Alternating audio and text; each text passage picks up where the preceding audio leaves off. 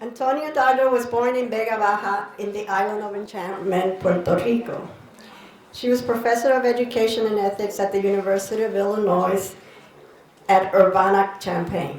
Today, Antonia holds the Levy Presidential Endowed Chair in the Ethics and Moral Leadership in the School of Education at Loyola Marymount University. Now I want to share with you something so special because Antonia, you know, everyone that knows me and they call me I'm a troublemaker.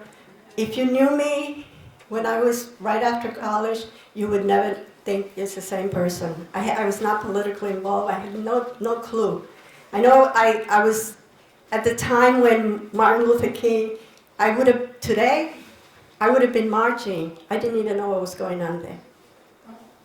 So I graduated from college, and then I ended up working in Worcester, Massachusetts, in the school department. Then I decided to do a joint teacher corps at Boston University. And it was in this program that I learned, that I was introduced to Antonia's work, her book, Race and Class in the Classroom. But it wasn't until 1992, I was a fellow at MIT, and our friend, the great Mel King, introduced me face-to-face to the great Antonia Darder. And since then, I have not stopped. She really opened my eyes. I read Paulo Freire, and because of her, I became so interested. And then I had the honor of meeting Paulo Freire at a mutual friend of ours, Sonia Nieto, who, when I was trying to pick his brain, all he could talk about how great Sonia Nieto and Antonia Darder were. So you are in for a special treat. I welcome you. Let's welcome our friend Antonia Darder.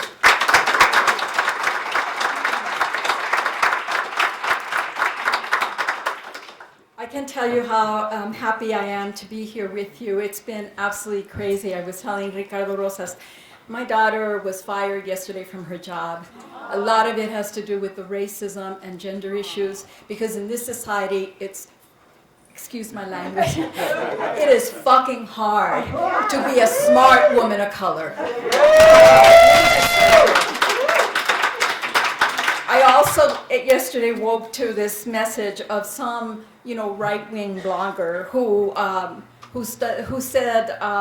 wanted to inform me that essentially, my stuff was nothing but, that it was degorging, I think it was the term he used, Marxist crap, and that I really needed to desist. I didn't even know this guy. I mean, but this is the kind of stuff that I think people like Donald Trump they're unleashing. He's unleashing these crazy folks. And now as Obama begins to exit, you have all the crazy stuff that's not going to come with it. I went through some thinking about whether I should, move away from, I have prepared. And I prepared because I really wanted to bring together a whole lot of different issues. And I mean, the beautiful extemporaneous, comments that have been made, and I know that that's kind of what sometimes people get really, we love those. But I also know that if I do that, I'm going to get myself sidetracked in terms of a lot of stuff that I'm trying to bring together, that in a sense I hope is kind of bringing everything together that you guys care about, that you're struggling with, and that we're trying to do in this work. So I'm going to honor the work that I've done, and I hope that you will honor me by trusting me. And I'm going to move through my speech, and then at the end I will stick around if people want to talk or whatever. We can do that. Okay? I'm just going to get my water because my mouth is going dry. Oh my gosh! Oh my gosh! God, is that guy crazy or what? Okay. So I want to say thank you. To Ruth and Peggy and Ricardo and the organizers for this wonderful conference, but most of all, thank you for giving me the opportunity to address you. That to me is I don't take this lightly. And when we're doing this work, you never know. I mean, I've been at this for 35 years. I can't, you're at this for so many years, and you think, one of these days is just, you don't know when you're going to be shut down. I mean, that's just the truth. And so we live with that, and nevertheless, we move on. So I want to begin with Paulo Freire. I want to talk a little bit about Paulo Freire and his notion in terms of politics of education. Paulo said that education is part and parcel of the very nature, that the politics is the very nature of education. It doesn't matter where or when it has taken place, whether it is more or less complex, education has always been a political act. So Paulo Freire was forthright about his belief in the political nature of education. Furthermore, he believed that the political definition of our pedagogical orientation in the classroom and communities had to be understood explicitly with respect to our political responsibility as social agents of change. This view rips apart assumptions of neutrality in education, in that it demands that we as educators and activists organize and recognize our labor as a political act, defining our efforts either in favor of freedom, living it authentically, or understanding that then we're against it. Freire's personal enactment of this principle in his work was made obvious when he wrote, "In the name of the respect that I have for my students, I do not see why I omit or hide my political stance by proclaiming a neutral position that does not exist. On the contrary, my role as a teacher is to assent the student's right to compare, to choose, to rupture, to decide." Thus, within the context of education, whether we are conscious of it or not, Freire recognized that all educators perpetuate political values, beliefs, myths, and meanings about the world. We are never, ever neutral in our stance. It's a myth. It's a bullshit lie when people tell you that education is not political or that I'm not political, because even in that they're being political. As such, education is a politicizing or then a depoliticizing institutional process that conditions teachers and students and parents to ascribe to the dominant ideological norms and epistemological assumptions of the prevailing social order. There's this way in which education continuously gets put into kind of a vacuum, when in fact one of the things that I loved about the panel was that what was very clear is that it doesn't exist in a vacuum. So his work has been essential in helping us to understand how the hegemonic culture of schooling socializes students to accept their role and their place within the material order, a role or place that historically has been determined by the colonizing forces of this dominant society, based on the political economy and the sordid structures of oppression that exist. What Freire also has made very clear to educators and activists was that schools are enmeshed within the political economy of the society and at its service. Education and schools are absolutely complicit with the political economy. They are not separate from the political economy. As such, schools are political sites involved in the construction, control, and containment of oppressed cultural populations through their legitimating function with respect to the discourse, meaning, and subjectivity. And furthermore, the more we deny the political dimensions of education, the more we assume the moral potential to blame the victims, which is what we see over and over and over again. I want to just make a quick comment about this notion about mental health. Sometimes the reason I think we get so skittish about talking about mental health issues in relationship to our children is that because of the deep trauma and the racism, we kind of have to wonder whether it's actually mental health, if we need another way to talk about these issues. Because what Fanon would say is that many of the ways in which we're responding to the world because of racism and the inequalities is actually logical. It's actually more sane than insane. So part of our struggle is how do we broaden the conversation around health, which requires folks of color to be at the table to deal with that. Freire's pedagogy of the oppressed courageously discarded an uncritical acceptance of the prevailing social order and its structures of capitalist exploitation, embracing the empowerment of dispossessed populations as the primary purpose of a liberatory education. In essence, his revolutionary praxis turned the traditional purpose of public education on its proverbial head to unveil its contradictions.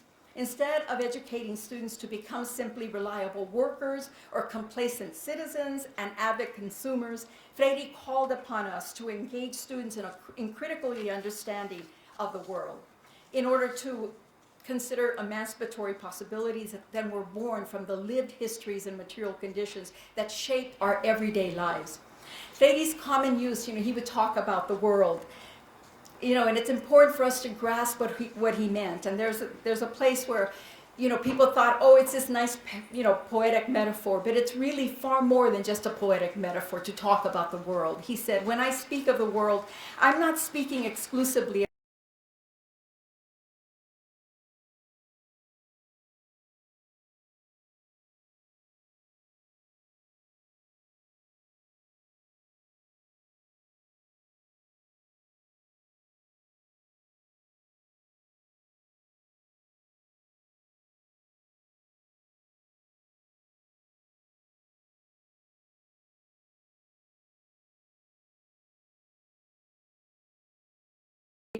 populations of color in this country and abroad have been systematically oppressed. Systematically oppressed. For more than 40 years, this knowledge has helped us to support radical educators in unveiling the hidden ideological beliefs and values that inform that standardized curriculum, the textbooks that our kids are given, testing and assessment, promotion criteria, and institutional relationships in an effort to support and better infuse our teaching with an emancipatory politics. By so doing, we come to recognize that the task at hand is not to reproduce the traditional social arrangements that support and perpetuate inequality and injustice, but rather to work towards a transformation of those conditions within the context of our vocation as human beings and our daily efforts as educators and community activists who are clearly committed to social change. This is the spirit that fuels the revolutionary efforts of the opt-out movement. This has to be the spirit that moves us in everything that we do. It is a revolutionary movement.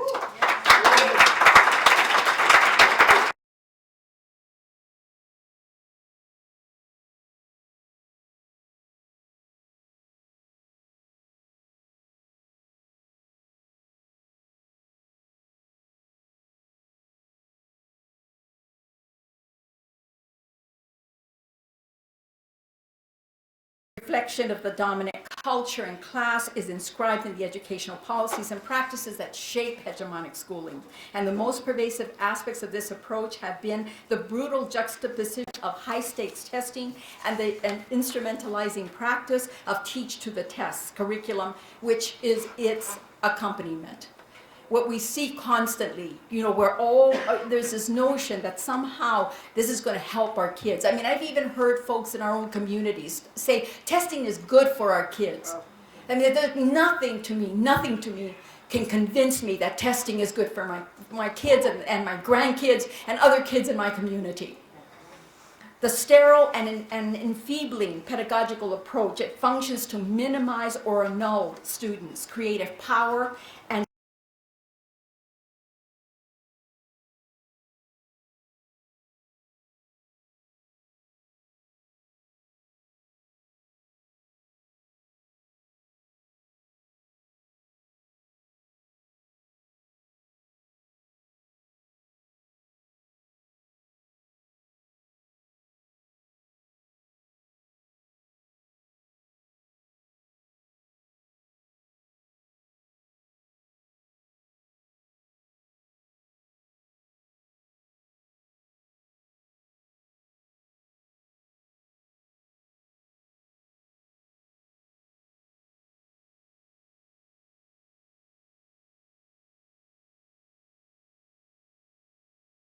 particularly working class students and parents by relegating us to objects of our own learning.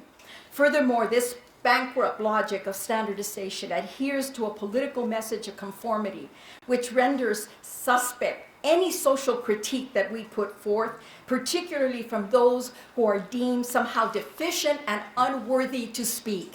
And the struggle that we have is that often, people are they're happier to hear critique from white folks. I mean, and this is, I love my allies, but this is the truth. Do you know what I'm saying? I mean, other folks here know exactly what I'm saying. And the struggle is that when we speak these critiques, we're speaking them not from some kind of abstracted or even, solidarity sense. We're speaking of them because we've lived them, because we've had to survive them. In powerful ways, Feidi's pedagogical project has assisted us in to expose how teachers and parents are simply not allowed to be prepared to critique the destructive impacts of disabling practices in schools, nor able to support students in their political formation. It's almost like there's a disabling process going on. So when you try to critique, if there's no engagement of your critique, then what happens is it's harder for it to deepen and evolve. Hence, feeling alienated or powerless to challenge the oppressive apparatus of schooling that mythologizes the authoritarianism of standard knowledge and curricula, many teachers and parents become then complicit in concealing the class formation and the colonizing role of schools. To me, another piece about the opt-out movement is that we're trying to break through exactly that. Call those colonizing, racist practices and policies exactly what they are.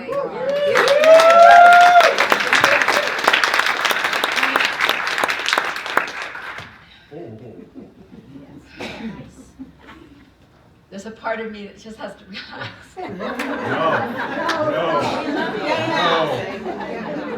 I still got a lot to go, that's why. Over the years, these scientific myths, right, attached to the need for high-stakes testing, because they always say it's scientific, standardized knowledge and meritocracy have only solidified in the popular imagination. Seasonal publications of test scores in local newspapers have been used to rank the achievement and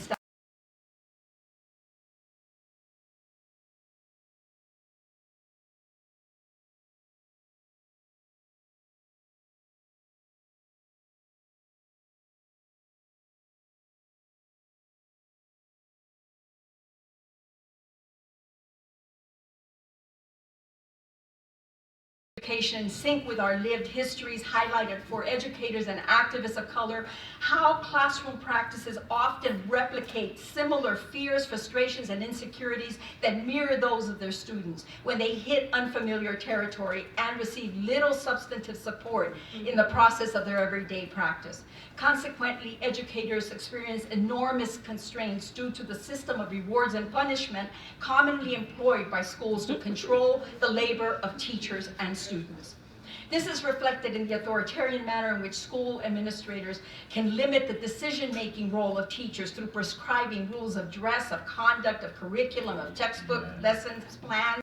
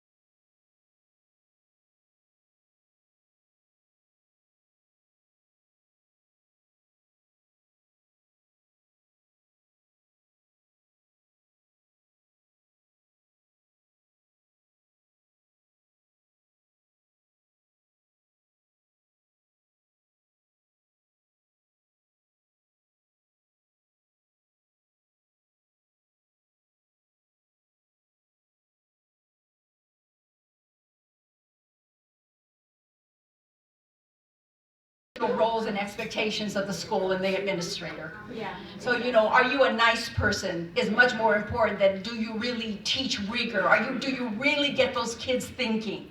Do you engage those parents in ways that are deeply felt and experienced? As a consequence, we evaluate to punish and almost never to improve teacher practice. In other words, we evaluate to punish rather than to educate. Freire, however, was not opposed to the practice of teacher evaluation. I mean, it isn't like we don't believe that there's some good ways of evaluating, and the issue is why and how we do that, how teachers are involved in terms of their own evaluation, because those are the missing pieces. The evaluation of practice represents an important, indispensable factor, Freire stated. And essentially what he wanted to see was that anything we did in schools had to have a humanizing impact, whether it be for our students, parents, or teachers. I mean, the teachers, we couldn't be talking about humanizing, education for students in a context where teachers are totally dehumanized. I mean, that doesn't work. Right. I'm going to move forward, Michael, So in order to break then the contradictions that sometimes come out of the kind of false securities that are created in this paternalistic system of education, Freire urged us then to establish collective relationships of struggle. This is something that if I think of the opt-out movement, this is part of the work. How do we do these collective relationships of struggle in order to interrogate openly the consequences of educational practices and to consider more effective strategies for disrupting the political domestication that animates the intellectual and political formation of students from oppressed communities. Freire considered that such collective empowerment reinforces the need for teachers and parents to struggle together, identifying the tactical paths that competent and politically clear teachers must follow, to critically reject their domesticating role. In so doing, they affirm themselves as teachers by demythologizing the authoritarianism of teaching packages and their administration in the intimacy of their world, which is also the world of their students. In essence, teachers cannot be afraid. They cannot be afraid to be intimate. If we're going to teach, if we're going to truly teach, and we're going to be about a liberatory education, and we're going to fight these systems that at times feel absolutely enormous, we cannot do it without the power of what I call a political grace. And that's the grace that comes out of our relationships with one another, our strength with one another, whether it be with our students, parents, and our colleagues. It is impossible. Community members. We need everyone involved in this struggle. It cannot be done just by teachers. It can't be done just by the students. It can't be done just by the parents. We all need to be a part of this. Freire's political understanding was deeply rooted then in democratic views of education as a permanent terrain of struggle. We will always be struggling. I think that one of the things that happens at times, is we think, we're going to struggle and then it's going to be over. Part of the reason we got in this mess is because somewhere people thought, we got the civil rights, people fought like hell for that. And it wasn't for us to just sit down and think, okay, now we're done. There was a lot of work still to be done. And the fact that some of that work has not been done is part of why we find ourselves in the situations we are today. I'm going to drink water. Are you with me? Are we good? All right. Wherever oppression exists, there also exist side by side the seeds of struggle, the roots of resistance, the future of change at different stages of expression and evolution. Freire's pedagogy of the oppressed has nourished and cultivated the seeds of our political resistance, a resistance that we can link historically to a multitude of collective struggles waged around the world in efforts to genuinely democratize education in societies. Our process of political empowerment then and now entails a long historical process where our struggles in schools constitute a significant political front in the building of an economically just and culturally democratic society. I'm going to say just a few things about the issue of racism, poverty, and representation. Although seldom acknowledged, there are a few distinctions in the ways in which teachers, students, parents, and activists of color in the US engage Freire's ideas. Freire was one of the few philosophical educational theorists of our time to speak directly to our grounded understanding of racialized oppression as powerfully linked to the larger international imperialist project. For people who have been betrayed by our schooling, Freire offered us a possibility of a local educational project for our children tied to a larger democratic vision, one that resonated with our anti-colonial struggles for self-determination and our desire to control our own destinies. In other words, if we were to counter the impact of the historical and contemporary wounds of genocide, of slavery, of colonization upon our lives and the lives of our children and communities, we had to begin by engaging the manner in which racism has always been inextricably linked to the imperatives of social class formation, economic exclusion and domination, reproduced and perpetuated by educational institutions across this country. For revolutionary activists of color, the struggle was not the foremost to celebrate our diversity, or just about our cultural identity, or acknowledging our cultural legitimacy, but rather it was about a larger struggle for our humanity and our survival, given that we had suffered in the flesh the violence of oppression at every level of our existence, and we continue to do so. Here, members of the Black Panthers, the Young Lords, the American Indian movement, the Chicano movement, the Asian American movement, the Third World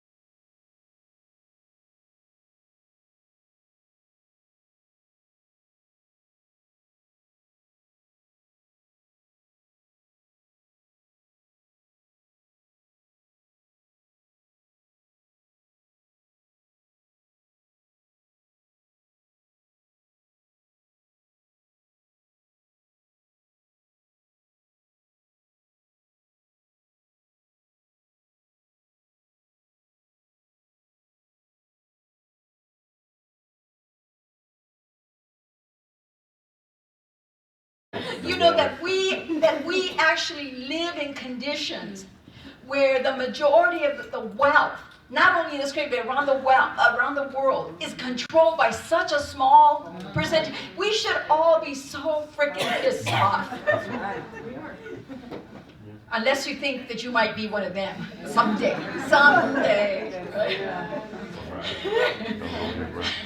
However, what has improved has been the invisibility of poverty.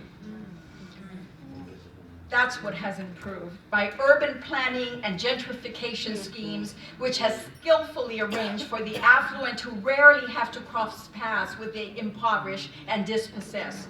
Universities, even when they are located close or right next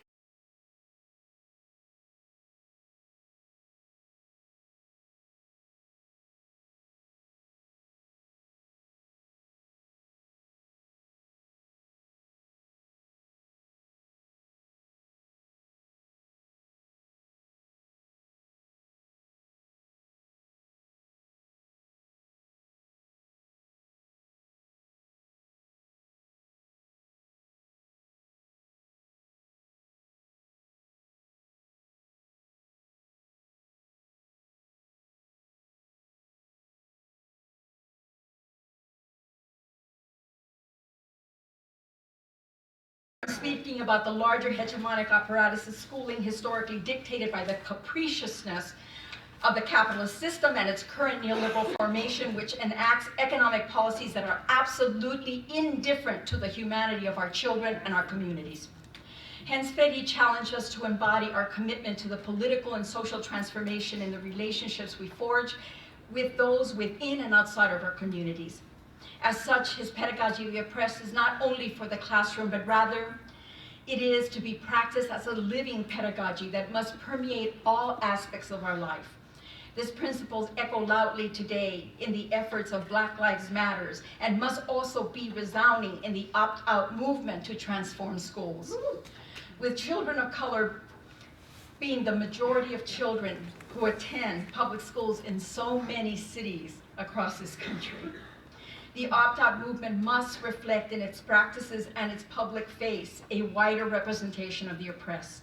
And this is not a criticism of the wonderful folks here, or the organizers here who have been supporting and working like hell with this effort, but rather that in the 80s and 90s, never would there have been a conference such as this without greater representation of people of color keynoting the event. And mind you, I'm not saying anything, I love the people.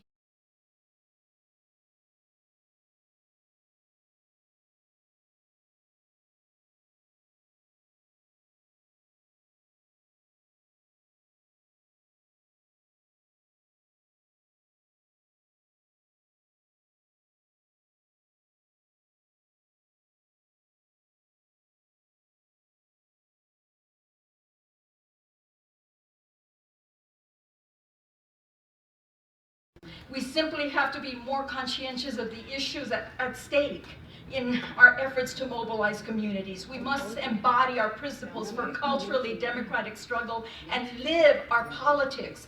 This constitutes within any revolutionary movement a moral stance, which is often belittled and diminished in political discourses, sometimes even by the left. So much so that it caused bell hooks to write, "It always sounds to me, it astounds me, when progressive people act as though it is somehow a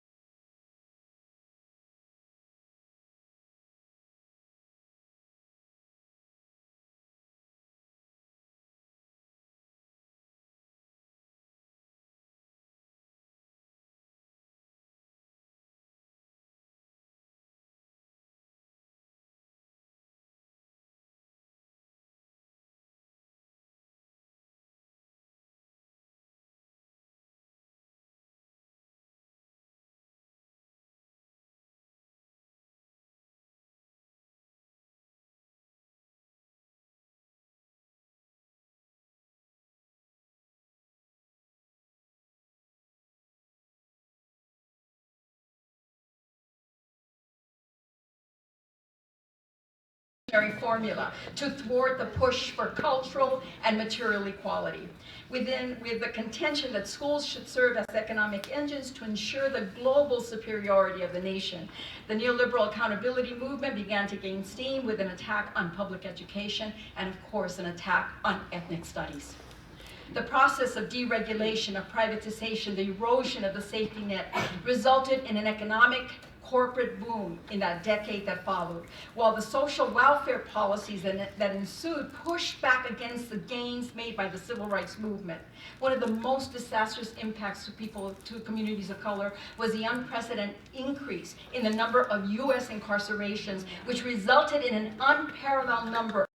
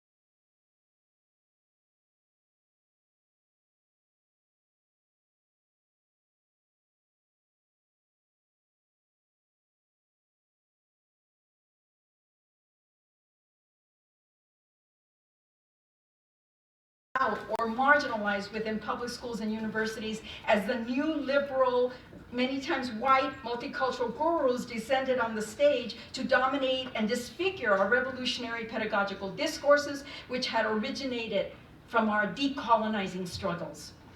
Often discourses of urgency, justified by dubious scientific interpretations of cultural deficiency, are employed not only to block thought, they not only block our ability to think critically about issues, but to curtail self-determination and block participation in decision-making. If you know, they get urgent. You know, I go, oh, we really must do something. We must do something. They come into our community, oh, we must, you know, and you want to say, what the hell, you know, I mean, this has been the same shit that's been going on.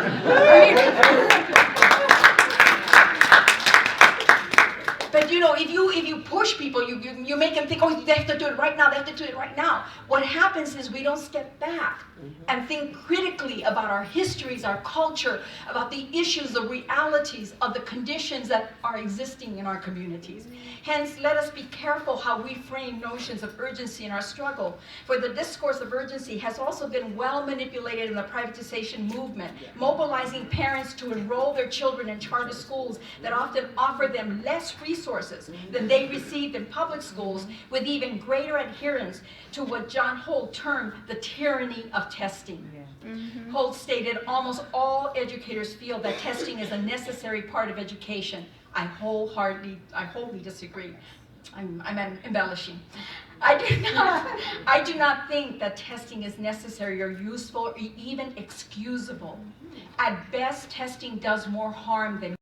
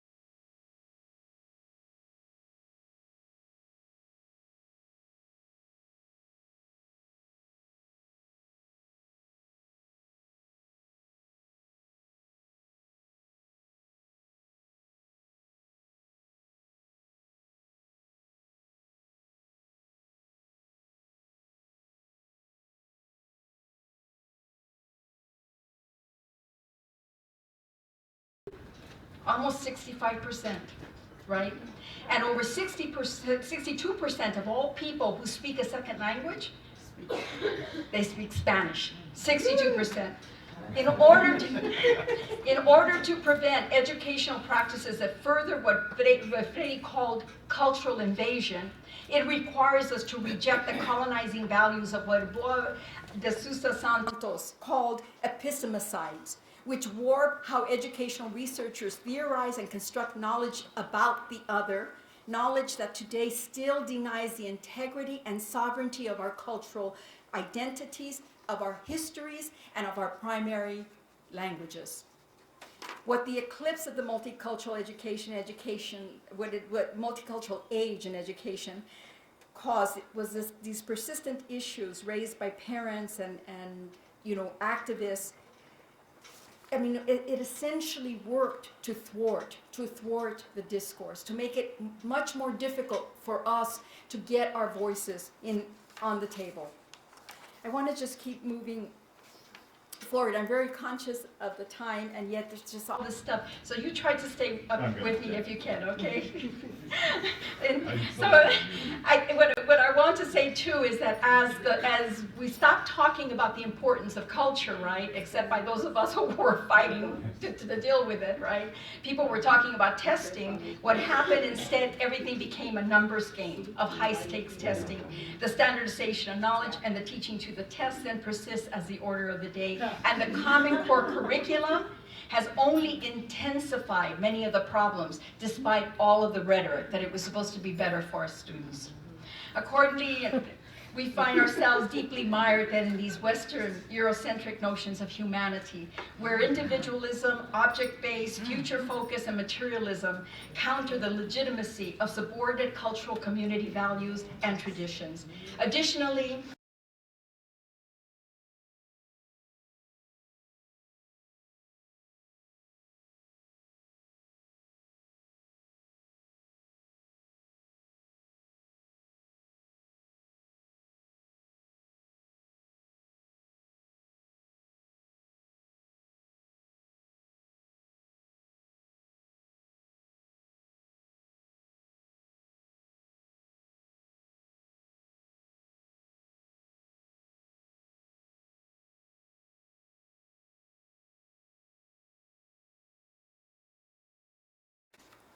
hence, schools as economic engines, they function effectively in the process to just continue the status quo.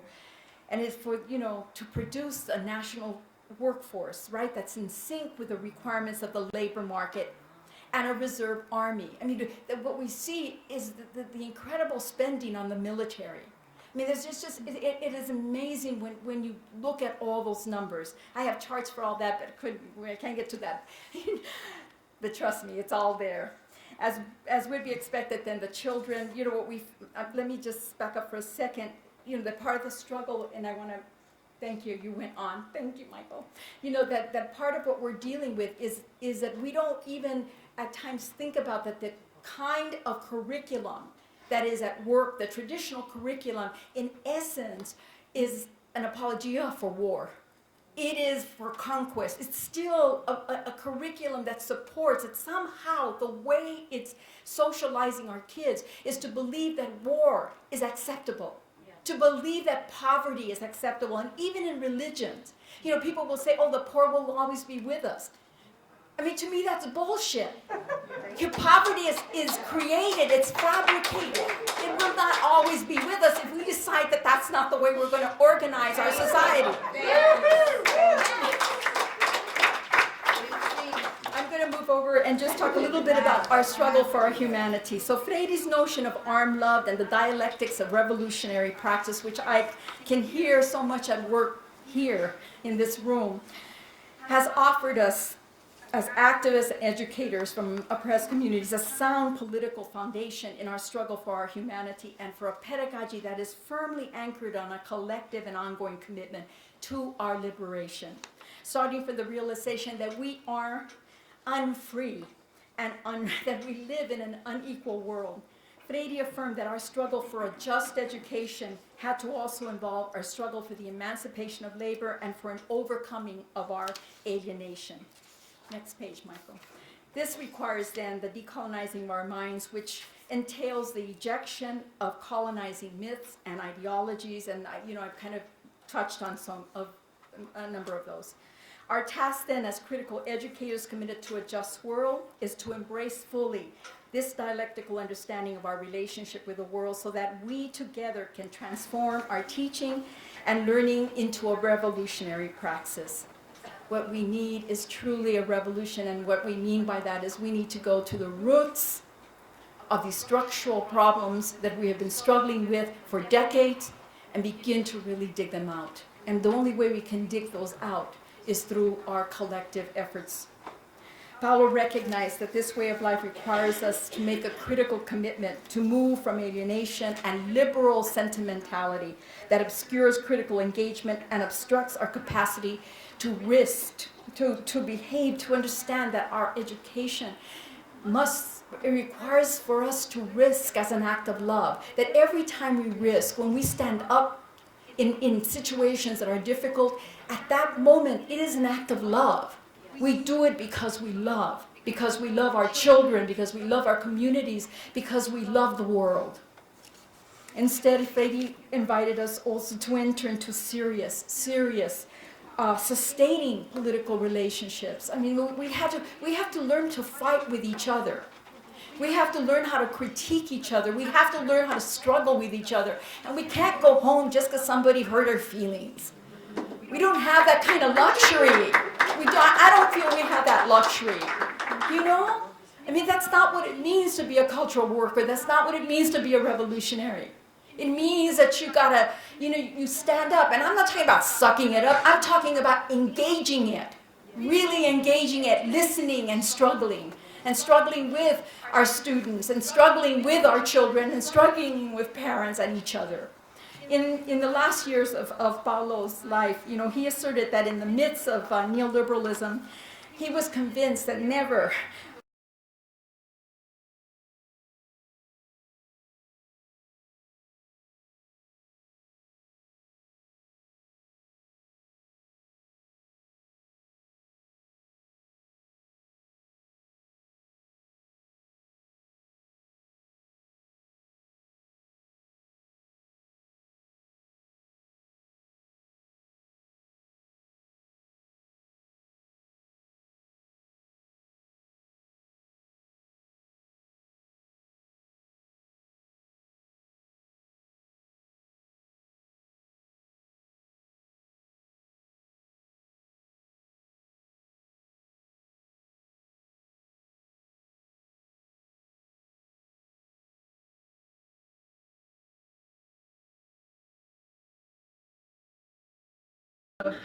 that part of what we're dealing with are debilitating fatalism and hegemonic myths that condition us to become consuming puppets of capital and to embrace notions of individual morality that results in our disempowerment.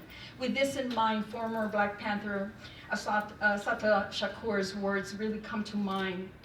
She's still exiled, right, in Cuba, for those, like most of you probably know.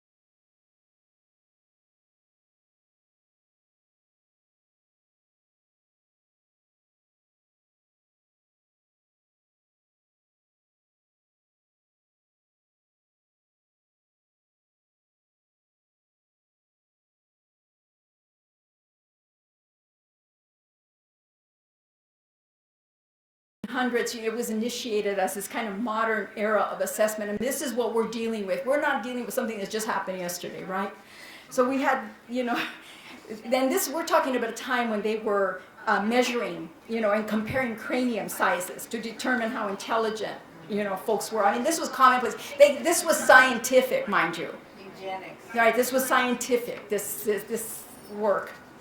So this form of evaluation was then considered to be also objective and that it could be reproducible, all the things that you hear about in relationship to science.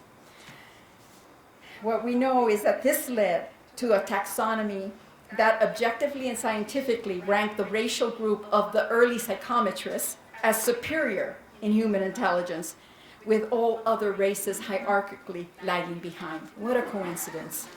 Yeah. Anyway, these hereditarian researchers that were inspired.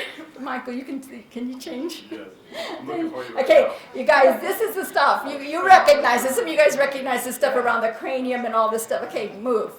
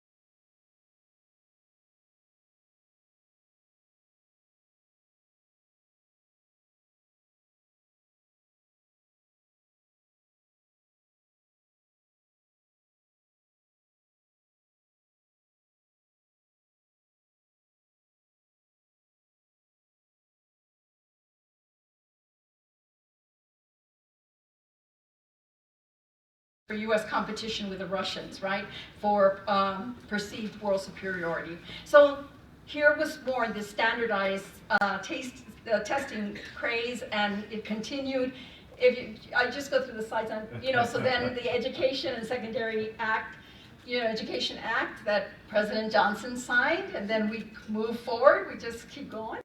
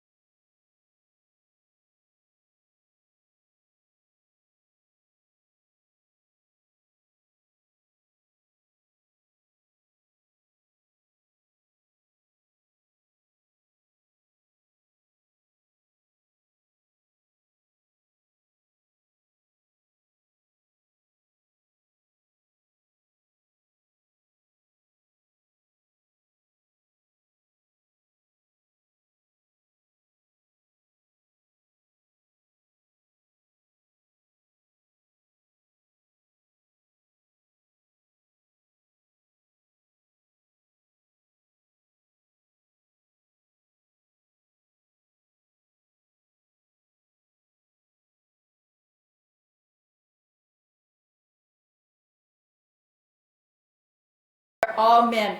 Okay, so if you want to, to me it's a wonderful way of describing and showing what we mean about a different epistemology, a different way of making sense of the world. But the problem is that they all help is not the right answer on the test. It's a communal answer. So the consequence is that, the kids, I would have, it would just kill me. It would just kill me. So then we move forward, fast forward to 2015, and they're still testing our babies, right? But now they're using, in this case, they're using the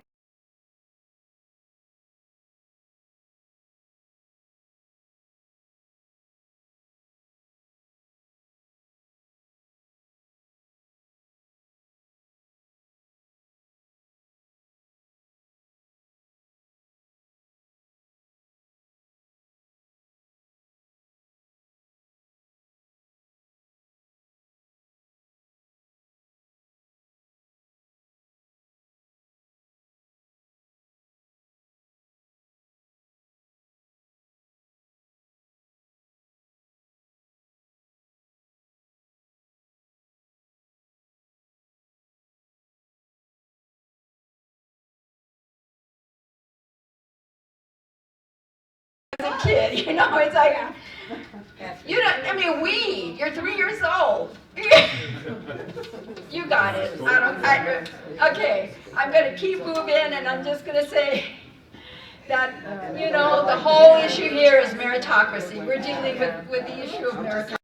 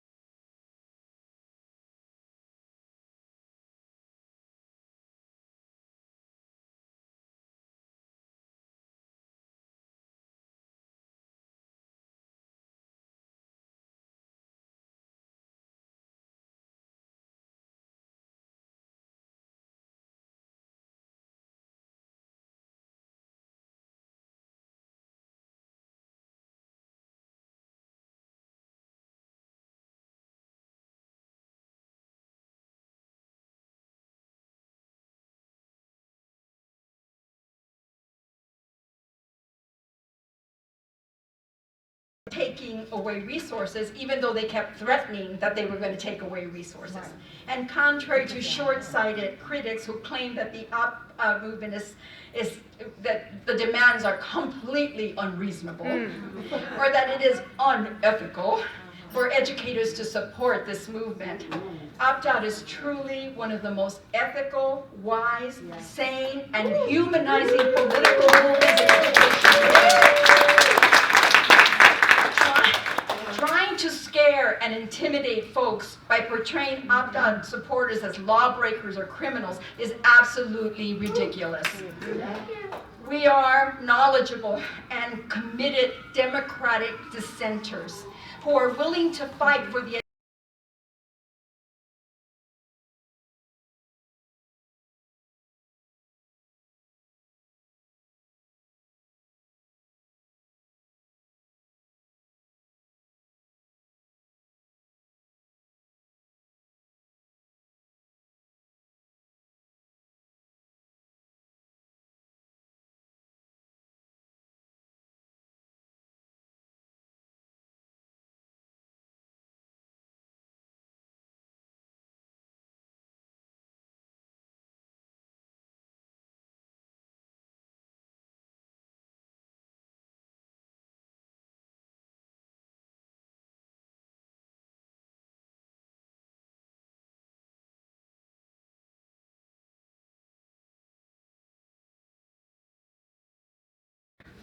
beginning to come forth, with thousands of students refusing to take federal mandated tests in districts, and many more expected to join. Then the action that's coming this year, politicians and educators and policymakers are not really going to have much choice but to pay attention to the opt-out movement.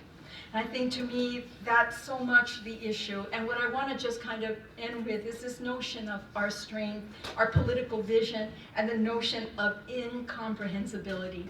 That in some ways, our vision, our political vision, is about something that many people can't comprehend. But that's good, because we don't want the same old, right? We don't want the same old. It has to be incomprehensible. So an imaginative, fluid, and grounded political vision of struggle is necessary today, in that our labor for social change is indeed made more difficult in this historical moment, when neoliberalism has made a farce of democratic ideals of civic engagement, undermining the public good and the power of our differences. So to counter this travesty, we must move in both theory and practice. And I love the sister that talked about the importance of data, and the brother also talked about the importance for us to collect data, and we got to know our stuff, we got to do our homework, right? And we need to embrace it then in our daily praxis, in terms of the wider political possibilities that might allow us then to bring something incomprehensible into this world. For this is the true stuff from whence genuine social and political transformation is born. And I'm going to kind of skip towards the end and just say that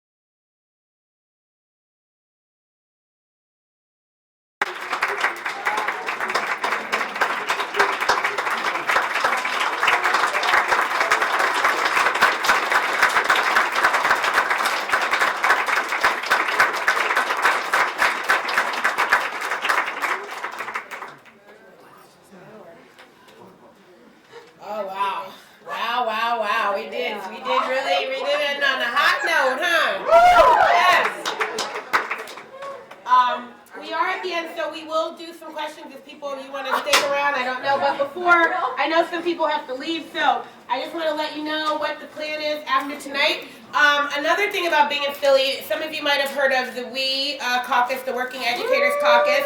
I got involved with them a couple of years ago. It was their first convention. Yeruhu was a speaker. I showed up and thought, wow, these teachers are on fire. And then I've just been following them along on social media. They launched an impressive campaign to take back their union. And even though they didn't win, we are going to party with them tonight. So everyone's invited. The place is called Trilogy, and it's at 60 Spring Garden Street, Philadelphia, Pennsylvania. 601, sorry. It is a club. They're letting us come and do like a happy hour party, but if you wanted to stay, it turns into an actual like nightclub oomps at 11. So that's a possibility, but that's where the after parties are. There's going to be tacos. Free tacos and a cash bar, 21 plus, bring your ID. Yeah, so that's the after party. So now, if we have some questions for Antonia, please, let's do that. Oh, and if you want to go on the train, Allison, raise your hand. Allison is going to be happy to take people via mass transit. So meet up with her after, and she'll talk about the logistics, because she might, let you debrief for a little bit and then head over a little later tonight. This starts at 6 to 10. All right, some questions for our final keynote.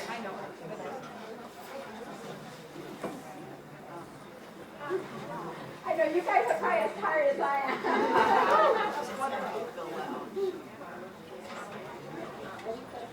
Is that a question there, sir? Mr. Flacker? Yeah. Here, read a list of words of the oppressors, and one of the phrases was secularized truth. Right. What do you mean by that? What I mean by secularized Here we go. in many indigenous communities, for them, in indigenous communities in particular, their knowledge, it does not separate the spiritual, and anything spiritual is considered religious, not, and cannot be part of the secular. So it gets divided. But for many of us, our spiritual beliefs are not necessarily tended by institutionalized religions. Many of our cultures have deeper roots in a spiritual tradition, and that's what that's referring to. Thank you for asking.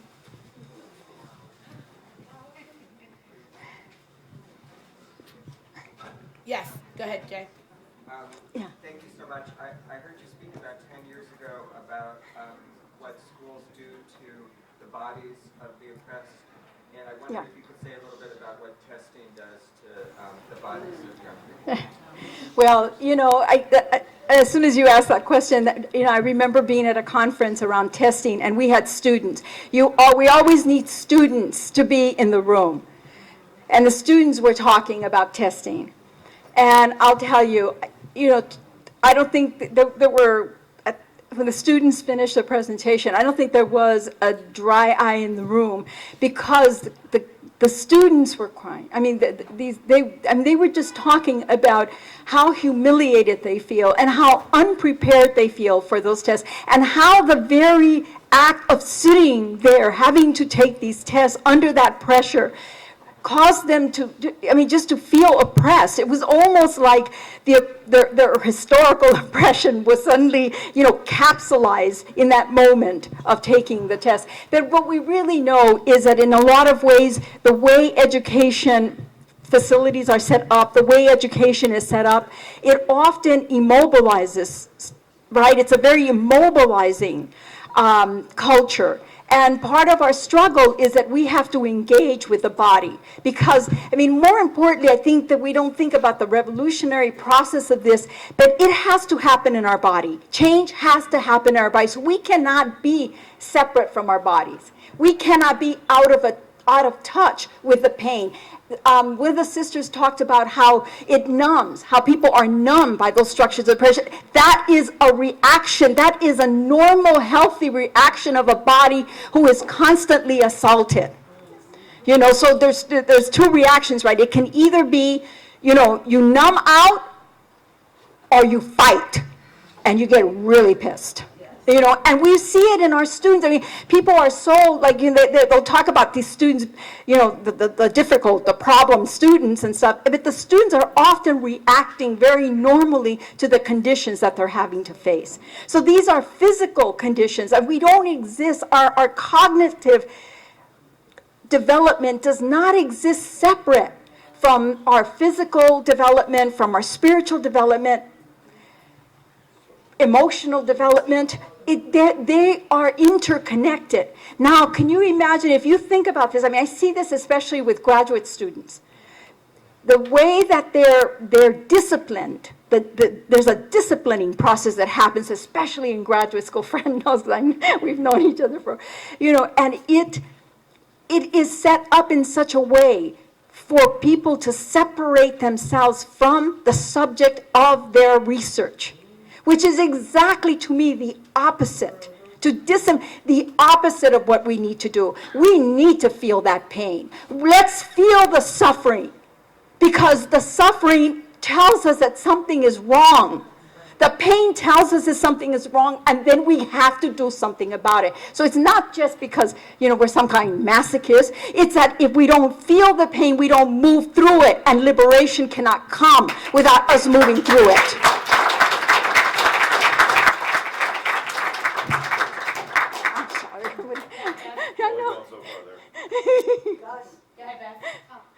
First of all, I want to thank you for coming, because you are somebody coming out of critical theory, critical pedagogy, that walks the walk,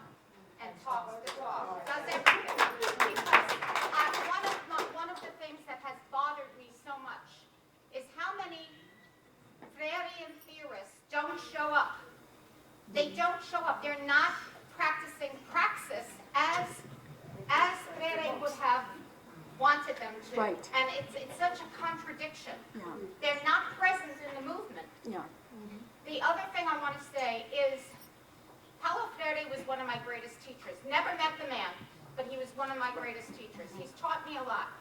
One thing that hit me that I'll never forget is when you were saying that a revolutionary has to have love at the core of what he does. But what Freire talked about is that the love that we must have is not a sentimental love. It's not sentimental, right? It's not a missionary type of love. That's right. It's not a savior love. That's right. It's a love of solidarity. That's right. It's a love of humanity. Yes. And he taught us not only about revolution, but how, as activists, we need to conduct ourselves as revolutionaries in the pedagogy of the oppressed. He gives us a way of understanding how we work together as revolutionaries, where we do have solidarity with the oppressed and see ourselves as part of the oppression, not to separate ourselves from it, but to face it and to identify it and name it. So I just want to say again, thank you for being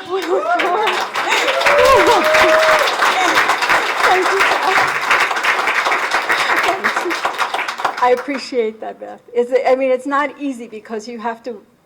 I came out of that struggle, right? I was a community organizer, and I worked in mental health. I'm actually a therapist, and I was fighting like hell with the mental health people, around issues of child abuse and what was going on, crazy stuff in the 70s and 80s, and that continues, right? It hasn't changed in mental health either.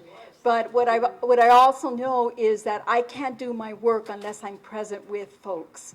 If I'm talking with students, going over to Roosevelt High School and talking with the young people, being with the teachers, and moving across and trying to understand what is going on in terms of the teachers union. This solidarity has to be embodied, right? We know that. It's like if you don't show up, okay, it's nice, but we got to show up. So thank you, Beth. Anything else? I know you all are tired. It's been a long day, but is there any other thought or comment that you want to offer? Yeah.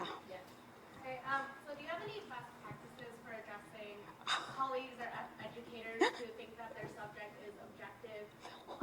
Like oftentimes in science and in math, those teachers, professors, educators will often say, oh, that identity, that has nothing to do with what I teach.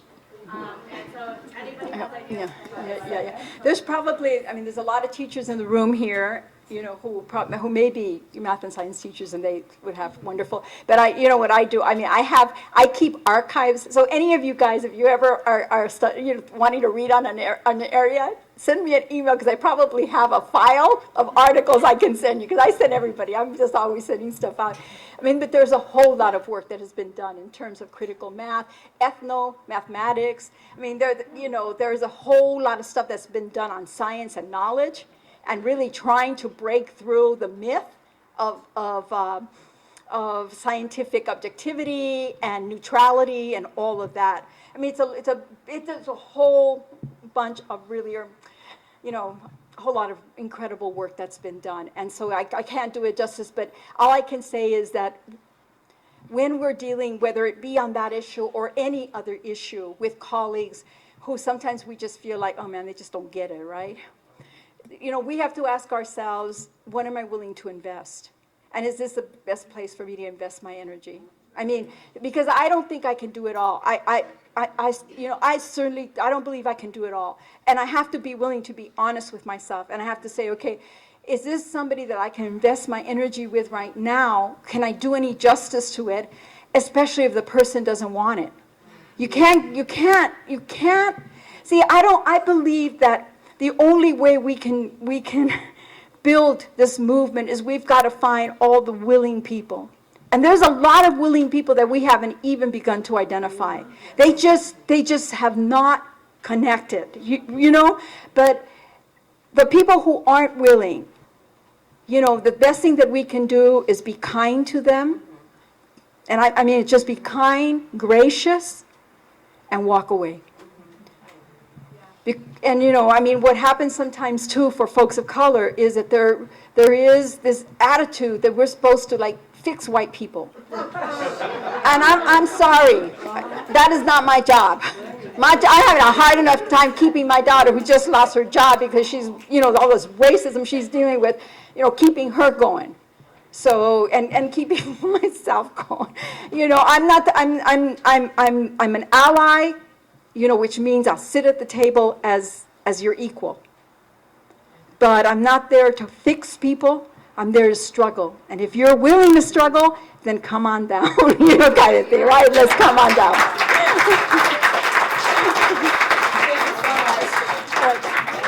Again, thank you so much to Antonia Darder for her wonderful keynote. Folks, that's it for the evening. We are back tomorrow. There will be another round of breakfast at 9 a.m. And then we go at 10 a.m. with our morning keynote, Jill Stein, Green Party presidential candidate. We'll have another round of breakout sessions, and then we'll end, you know, for half a day with our final keynote by Bill Ayers. So please join us back tomorrow. And I think Pena has some closing words. Oh, okay. All right. Thank you. See you at Trilogy. Look for me on the dance floor. Ooh, ooh!